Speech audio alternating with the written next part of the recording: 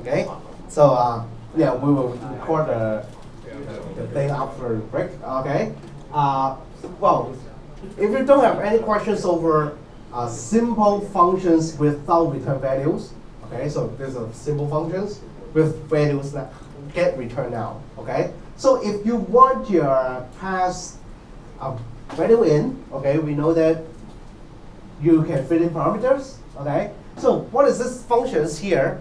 By the name, okay, you already can guess what is going to happen. We try to compute a cube of a number. Okay, so that means if it is 3, okay, I input 3, it becomes 3 times 3 times 3 equal to 27. If it is 2, it's 2 times 2 times 2 equal to 8.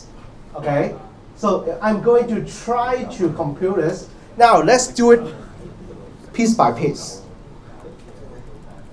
Oops. Okay, so I want to set up a function called cube. Now, as if I still don't know there is a return value. Okay, so the old way means the way that's a few minutes before. We try to use printf, and yeah, maybe I create a called results variable. Yeah. Okay, so the result is I want to compute a cube of an input and print it out. Okay, so should have no problem on a function part, right? Any questions for a function part? Now I call the functions. I call the functions. Say I have a I don't write variables. Okay, to save the space. I try 2 and 3. Okay, just like what we have in the PowerPoint, 2 and 3. Now compile, no problem, no warnings, no errors. Run. Okay, so this is our previous experience. Okay, you need the assistant from the printf inside the functions. Now, how about I want to make use of the results of cube 2 and cube 3. Say I want to compute cube 2 raised to the power 3 plus 3 raised to the power 3. I want the sum of these two guys, right? Basically, you cannot use it. Okay, this program doesn't facilitate you this computation. Okay, you need to create other functions, and the other functions is it's just a slight change. What is slight change? First of all, I highlight line 3 the void. Void means there is no return value. It won't give out any values back to the main. Now I allow you to do so now. You can create a new value, pass it to the main. Okay? And I don't need any printout anymore. Okay, because I will try to print out within the main, okay, not in the functions anymore. I will pass the value out. So how to pass the value out? The keyword, this is a keyword. Keyword is return. So don't name a variable called return. Okay, it's not going to be success. Return results. Now what's next is we have to change the function's calling. Okay, the calling part needs to change. If I don't change the calling part, okay, so what will happen? Say I just call cube 2 and cube 3, but without changing it. There's success, but nothing happened. Yeah, run the program, but nothing happened. Why? Because the values get returned is not safe. You did not store the value. So you have to create a, say, I just try once first. So I will have a, don't always call answer, okay? Answers is equal to cube 3, okay? So cube 3 will produce a value of what is type? Integer type, produce integer type value. So I return results also integer type, no problem, all type match. Now here, this cube 3 means, okay, of the new status now, I have a new status of giving you integer value. So here I also create an answer of integer type. And of course, to verify whether I'm doing correct or not, I will say that answer is equal to %d because it's integer. Good. Make. No problem. Run. Yeah, I have 27. Now I said that I try to compute 2 raised to the power 3 plus 3 raised to the power 3. Previous function declaration using void cannot help me. Now I can do it like this. Sorry. I can do it like this. I can create 3 raised to the power 3 plus 2 raised to the power 3. Now let's see the results first, then I will explain it. Compilation, run. Okay, verify that out. Cube 3 is 27, and cube 2 is 8. Add together, 35. Okay, the computation part. I mean, you should trust the computer. Computer seldom get it wrong. Okay, but how to understand this statement? How to understand this? Very easy. Basically, you will have addition here, right? I told you addition will do the computation from the left to the right. Okay, plus from the left to the right. So I will compute the left first. Left is not an integer, but a function that produces an integer. So it will be execute first. It will execute first and give you the results. I plus in 3, so 3 go to x. Now x is storing 3 now. It's 3 times 3 times 3 is equal to 27. Return 27. Now it's become 27. Then what? Then I have the right hand side of the plus operator. So it will execute again the cube functions. And the cube functions I execute twice, giving you 2 different answers. 2 different answers, and put back 27 and 8 in these 2 locations and compute the sum 35 and put it into the answer. Then that's the whole story. Okay, so it's become extremely convenient. Extremely convenient. Okay, so how convenient it is, I just showed you a while ago that I can create a complex method, okay, complex program, okay, using return. Okay, I have set up a function called f. Okay, I set up a function called f. So basically, you can do what other things you try to do. Like, I want to create a range of numbers. Okay, I put in say 0.1. Okay, what is the output? 0.2. What is the output? 0.3 up to 1. Okay, I can compute it. Okay, using this big program. So that this big program doesn't hard to be understood. Okay, so to understand it, I just ask for an input. You want to start the range, okay, from a certain number, say it is 0.1, and I will try to end it when I reach 1.0. Okay, so what is the step? The step means that, okay, you want to repeat for each time, say adding a 0.1 there, so then I will have a sequence 0.1, 0.2, 0.3, and then up to 1.0. Okay, so the step will be 0.1. Okay, and then I will use the while loop to print out fx many times. So I changed the statement here a bit so that you can see it clearly. So I will say x is equal to something, and fx equal to something. Okay.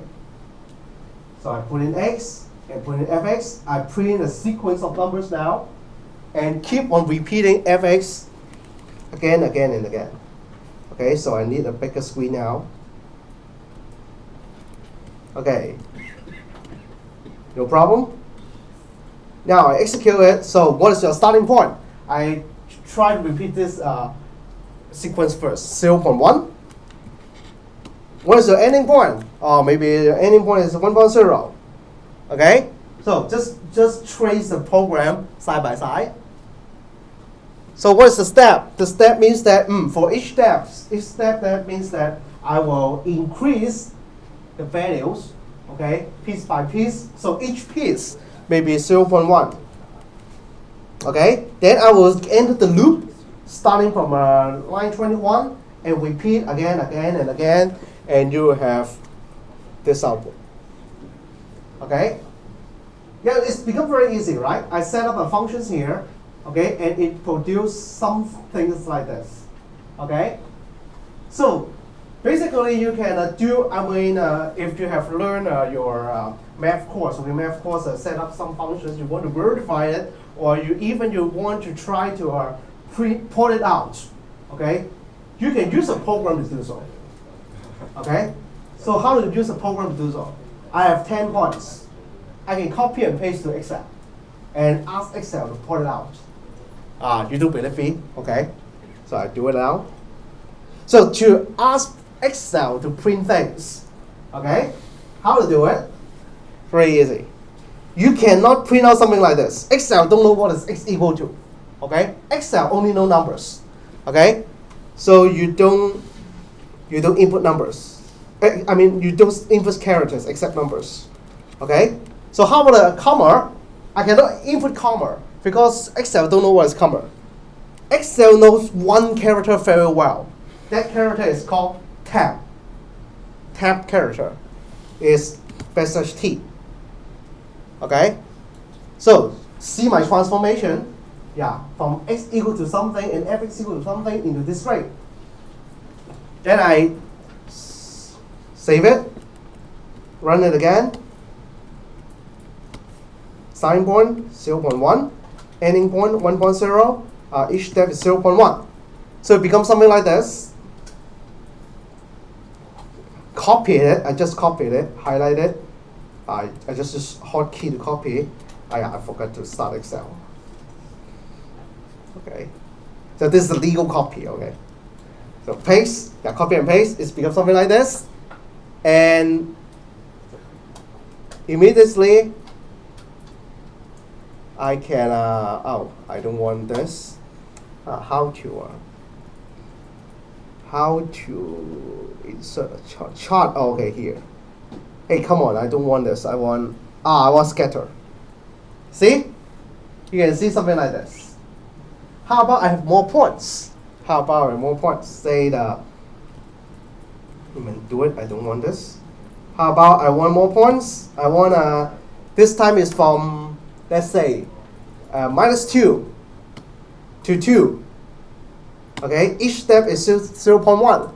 So we have more points. Wow, very long list, huh? So I will highlight them all. Okay, copy, and then paste. What? Delete. Paste. Okay, no problem. So many points now. Point it out. Wow, like this. Yeah, because you already know the equations, right? Did you forget? My equation is x squared minus 2x plus 1.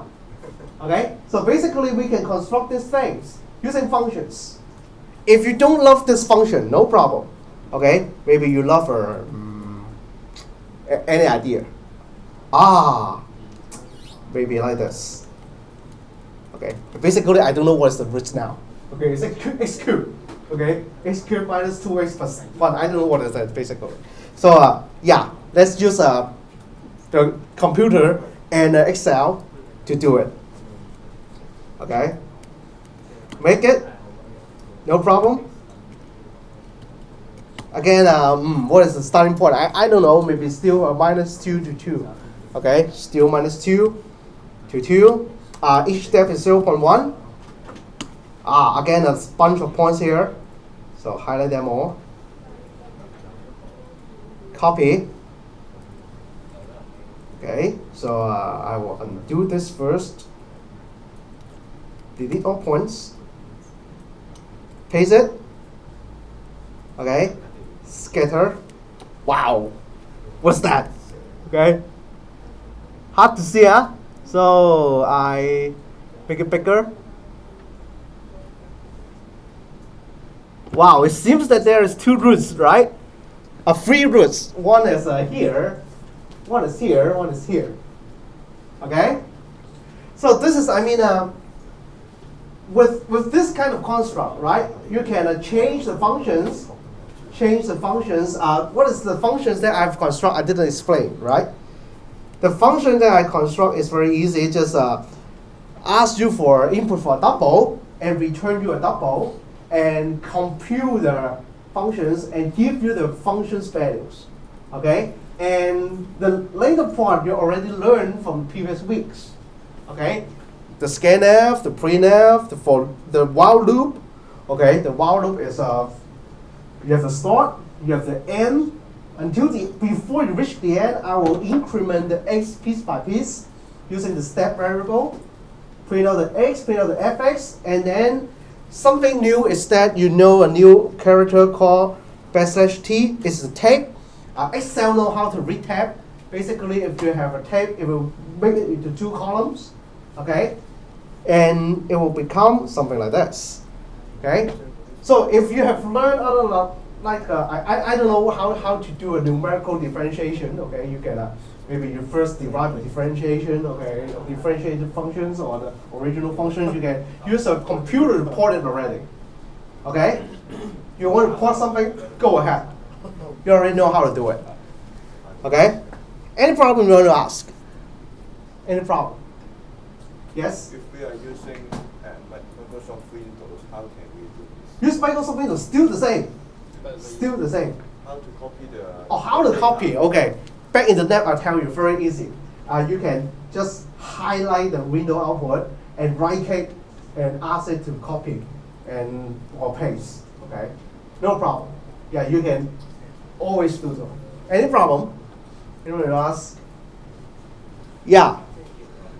So that's why with functions, you can do many colorful things. Yeah, you can do repeat some computation again and again. Okay. How about others? Yeah, these are the definitions. I can skip them. This is what I just said. Okay, what I just said is the change. Okay, how to derive the final values if you have multiple function calls. Okay. And here is one more specialties. Okay, so what is the best specialties about this?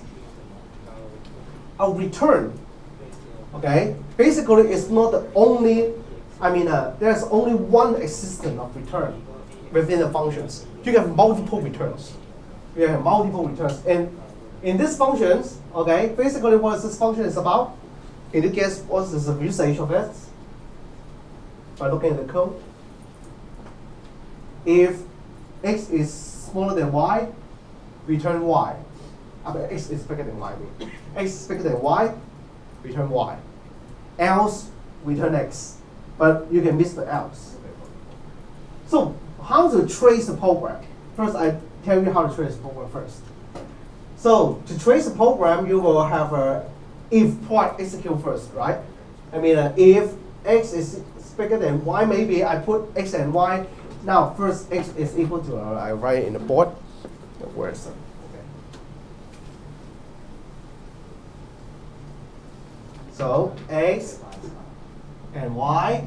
Let's say this time x is equal to 2, y is equal to 3. Okay, x is 2, y is 3. Then what will happen? Very easy. True or false?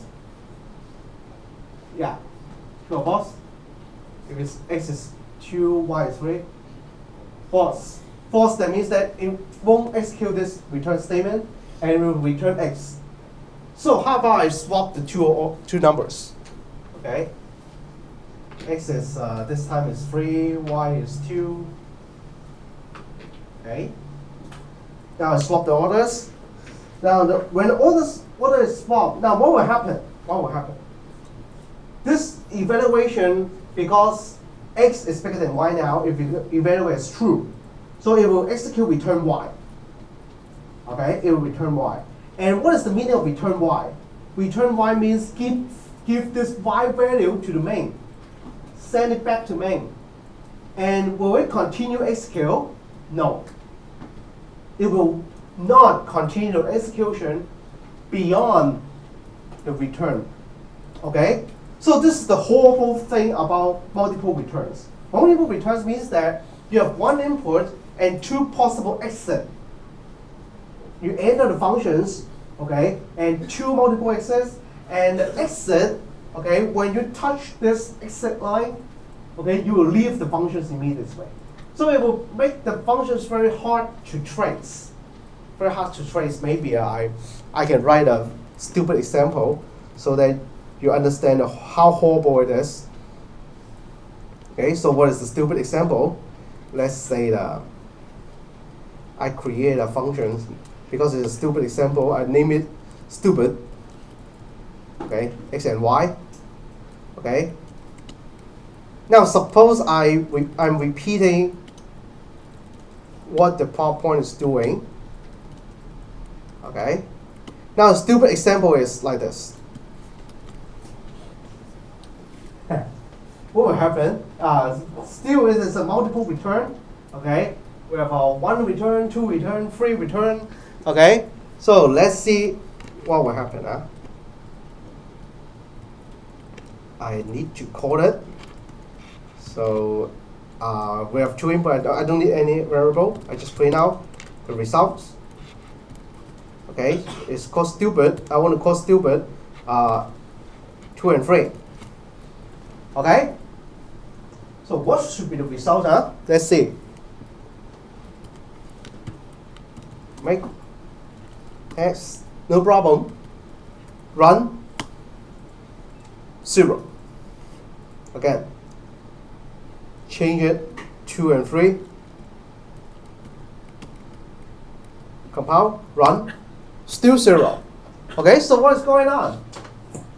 It proved to you that we will touch the return value.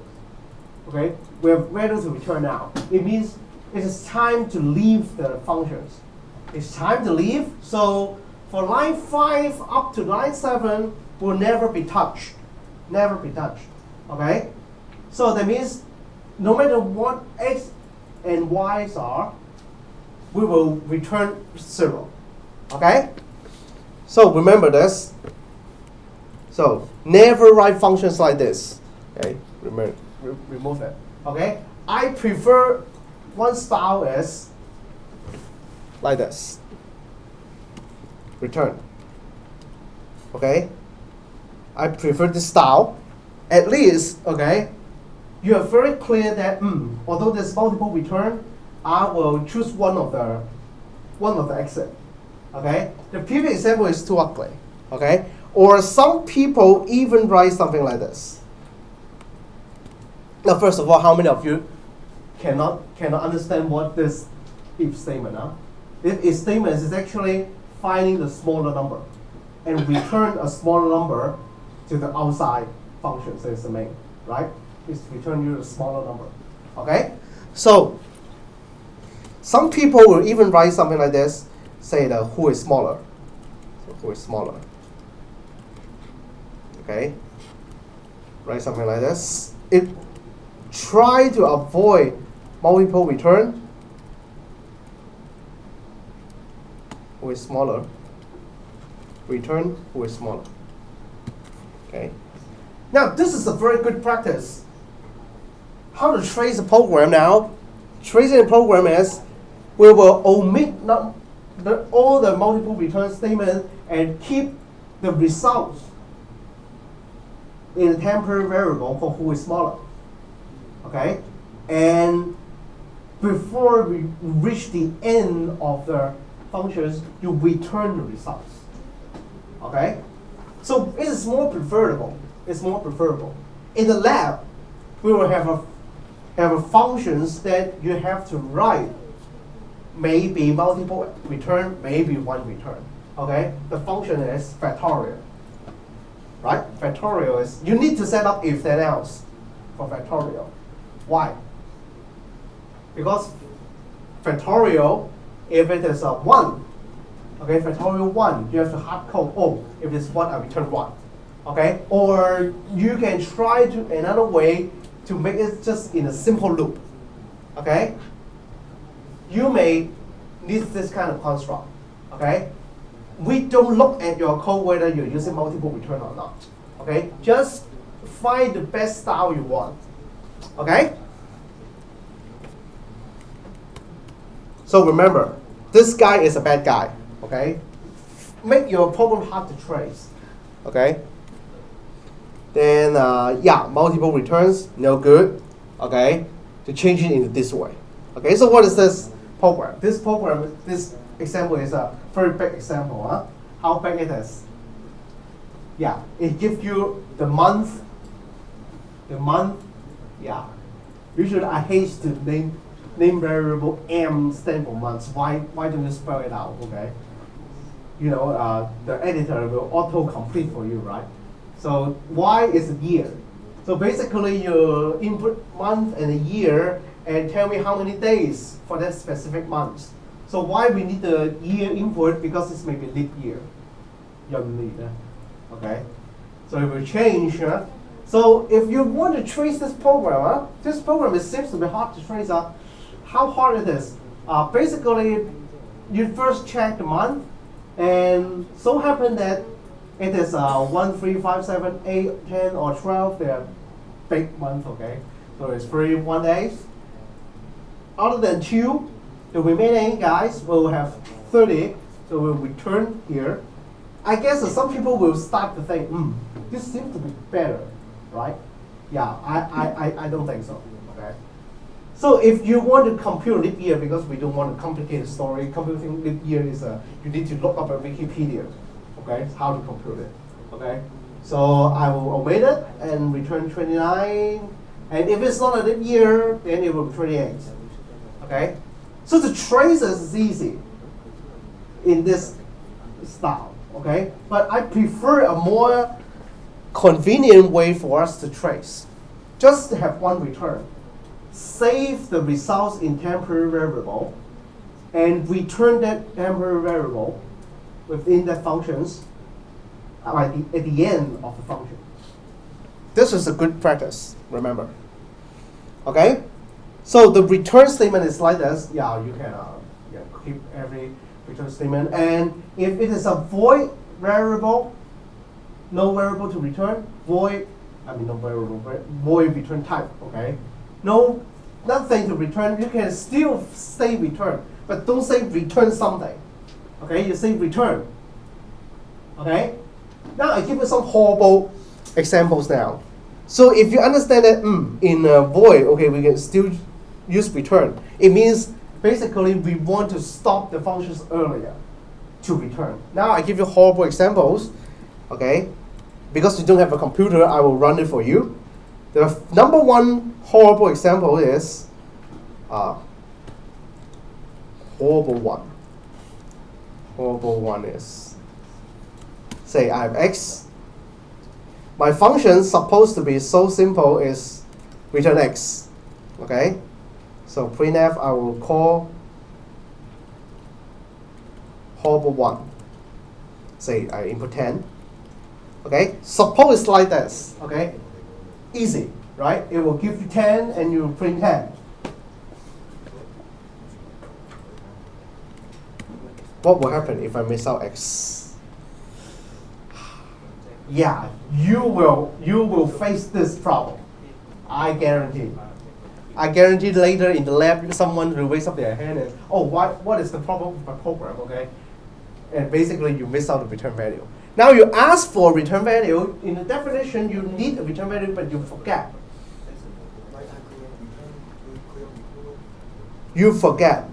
So what will happen? In Mac, it asks you for return value, so it will give you a warning, an error. Other platform, I don't know. Some platform will let you pass. Some platform may give you warnings. Okay, the stricter is the better, right? This is the strictest one. It don't give you a chance to compile the program. Give you an error. Okay. So remember, this is the type of error, but I don't know every platform. So I didn't try every platform. Some platform may not give you warning or error. Another one is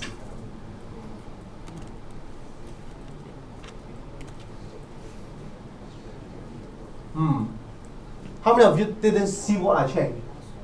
I do it again. Undo. Yeah, originally this integer, I changed to void. So how horrible it is? The horrible thing is not within the function body.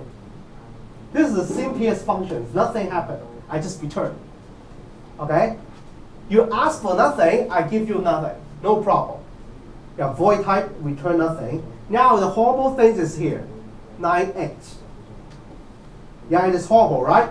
I pass an x and ask you for something to print out. But you didn't print anything.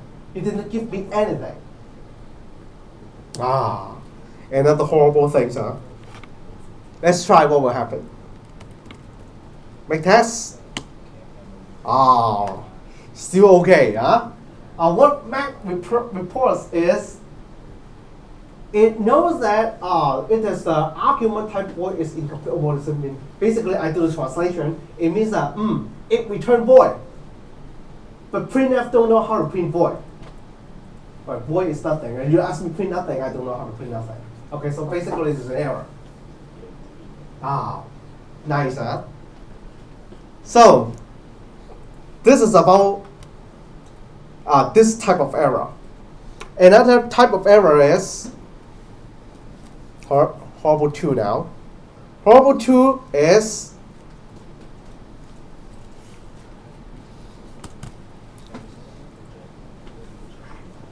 you don't want to, in the definition, you don't return anything. You don't return any, maybe horrible 2 is too horrible. I remove it, okay. This is better, okay.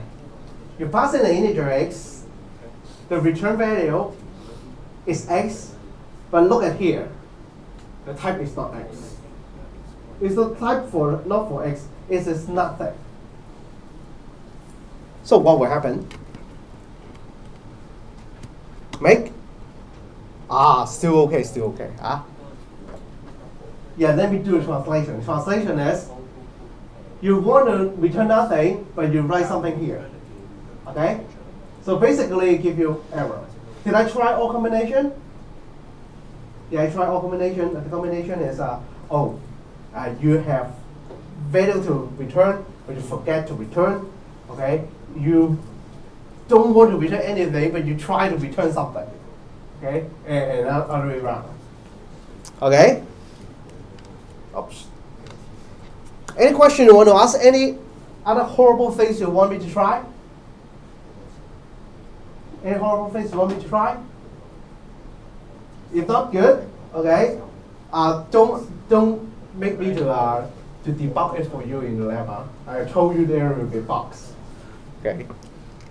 I mean this kind of bugs. Please avoid them. Okay. So what's next?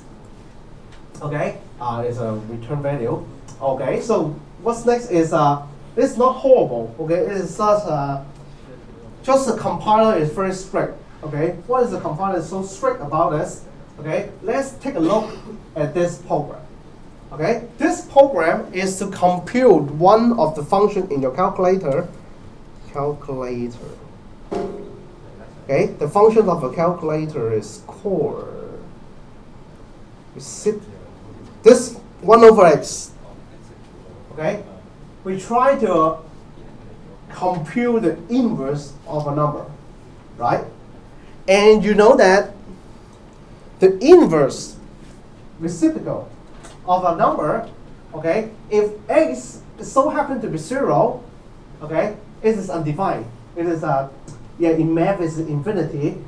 In computer it's something undefined. So you will try to avoid it, right? You try to avoid it, and you try to avoid it is if x is not equal to 0, good, we give return values.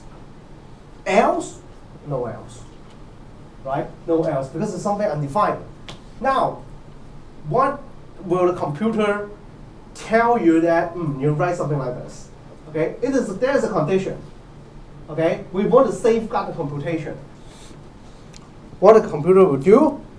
Okay, Not integer, is double. Yeah, what happened here? Okay, double, and it's called, yeah, I just call it inverse. Okay, inverse is of double type x. Okay, yeah, repeat it. If the x is so happen to be non-zero, good, I will continue the computation by returning 1.0 1.0 over x, right? To inverse it, then of course I will call it printf. Now it is double, so it is a %lf. Inverse maybe a 10. Okay, I try twice. One is 10, one is 0. Okay. So what will happen? What I'm going to demonstrate you. Now let's see the compilation process. The compilation process gives you a warning. What is the meaning of warning? Warning means that it will produce the executable, produce a program. Okay, the exe file is out, but it tells you that something has been wrong. Okay, so what is the meaning here? It says control may reach end of non-void functions. What is the meaning? Okay, let me tell you what is the meaning. I'll do a translation for you. The translation is there is a chance inside this function that you will reach the end of the program without any return value. What is the chance? Line 10, right? If you fit in line 10 with zeros, okay, then you have a chance that you will return nothing. Okay? And the compiler already tells you that it may be a bug. Okay? You don't want it. But it still give you the results. Now let's see what will happen. Okay? Let's see what will happen. It is compute the things. No. Maybe first avoid this. Okay? First avoid this. Still, it tells you there is a bug. Run it. No problem, right? It's 10, 1 over 10 is 0.1. Good. Now, I open the horrible things now. Horrible things is already highlighted. Make still the same warning get report. Run it. 0. 0. And 0 again. Wow, so now this is something which is you cannot predict. Okay, it said it's 0. What? Did I write any return 0 there? No, I didn't write any return 0 here. Basically, this is something undefined. If you didn't write any return value, it seems to be executing line 4. It seems that, okay, maybe I put one more to confirm you that the if case is not executed. Okay, confirm. Okay, here I am. Okay, so if you cannot see here I am, that means the if case is not being touched, it's not being executed. Okay, so one more. Oh no. Yeah, for most of the cases we don't have oh no. Only for the case 0 we have oh no. Okay, because we have a return within the if part. So you will expect that when I execute it, 1 is here I am, is for the case inverse of 10, right? Inverse, I say here I am. And another case is 0. It's you fit in 0. You fit in 0 and you will touch printf, so oh no. And why is 0? I cannot explain to you why it's 0 because it's something that undefined, right? You didn't define anything, so you should accept any possible answers. Okay? Remember, it is something that is not possible. Okay? And why is 0? Don't ask me. Okay? I know why, but I cannot explain to you in a very easy way. If you want to know why, okay, take my OS course, I will tell you. Okay, operating system course, I mean. First of all, you have to enter either CSE or CE major. Okay, so the prototype things are, I think I don't have too much time to explain very detail in a prototype phase, because prototype phase shouldn't be appear so early. Okay, so we have approximately 5 more minutes. I don't type any programs. I just show you what is the meaning of prototypes. Prototypes. Okay, what is prototypes? Basically, let me change it into a better program first. Okay, this is a very formal program. Okay, maybe change it into our tests. Okay, test functions. Okay, and just return itself. Okay, good. So I just return itself. Now it is a perfect implementation. No warning, no errors. Now you may have a question from the beginning of this lecture that why the functions has to be put in the before the main. Okay, how about I put the functions after the main? Right? Can we do it? Well, usually you won't ask. Okay. Wow, what happened?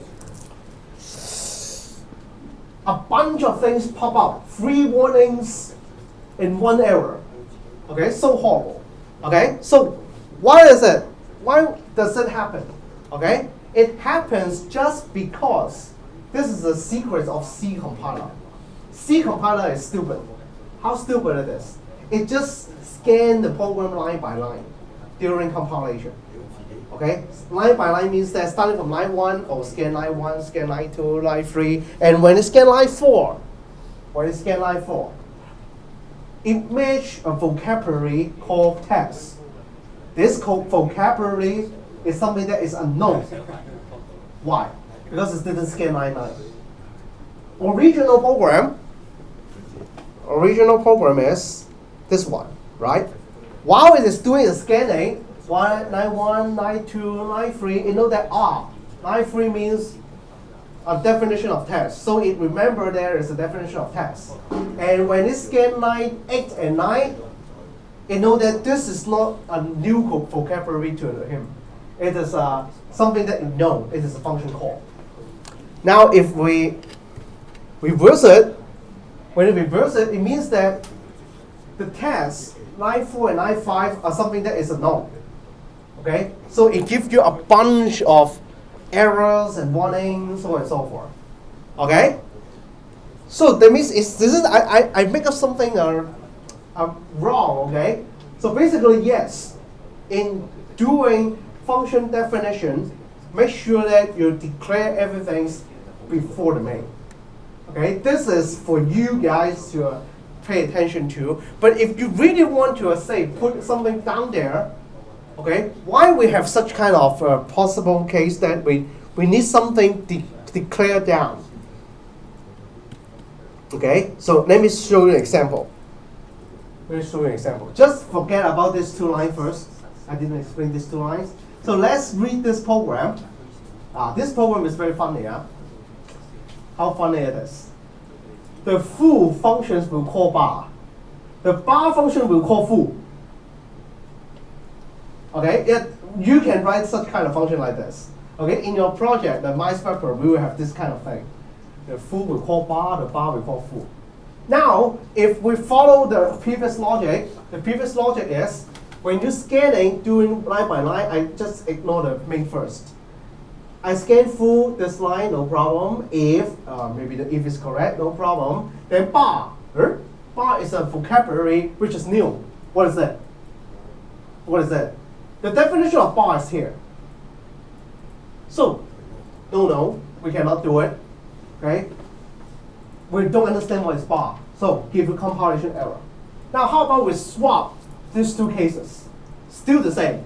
When we swap these 2 cases, I put bar first before foo. Then I scan bar, I scan if, and then I scan foo. Hey, what is foo? Okay? The same problem appears. Okay, so that means, does it mean that if we cannot write programs that A call B and B call A? We can do it, okay? And to do it, just to tell the program earlier that there exists functions, but we will give you implementation later. So how do you write it? We call it function prototype. Okay. What is the meaning of function prototype? Now look at line 3 and line 11. Line 3 and line 11 are nearly identical. Nearly. Okay? The difference is line 3 has a semicolon here. Okay? The semicolon means one thing. This is the end of the statement. Remember, semicolon means the end of the statement. And for C compiler, what is it? It means that, okay, I promise you I will define a function later, and the function we will define have a return type double, and the name is test containing one input called x. I promise you first, okay, so that while you are scanning later lines, you will understand that this is something that you promise. Okay, I believe in you, so I will check whether you have an input. Yeah, you have an input. Oh, will it return values, or will we have return values, and so happen to be double, so the printf is okay. So just to allow me to get past the compilation test. Now the compilation of tests happens while we scan through main and reach line 11. Okay, so with this, we can compile the program. No problem this time. Run it, yeah, no problem. Okay, so it seems to be in my example here, it is some lousy example. Okay, but if it is this case makes a lot of sense. A lot of sense in the sense that full call bar, bar call full. The full, while you are scanning the definition of full, okay, you touch bar and immediately you understand that bar is not a new vocabulary, because before you scan the full definition, you already know that full and bar are both functions. You already know, but there is a promised implementation later. Okay, we believe in it. Okay, I mean not we, the compiler. The compiler believe in it and continue to scan. No problem. Okay, and we scan for the definition of bar. Oh, bar we call full, and I know that full is a functions. Okay, so this is called function prototype. I guess in the lab you won't use it. Okay, so make sure that you will define the function first and then define the main. Okay, so we still have a little time. Okay, so I won't continue.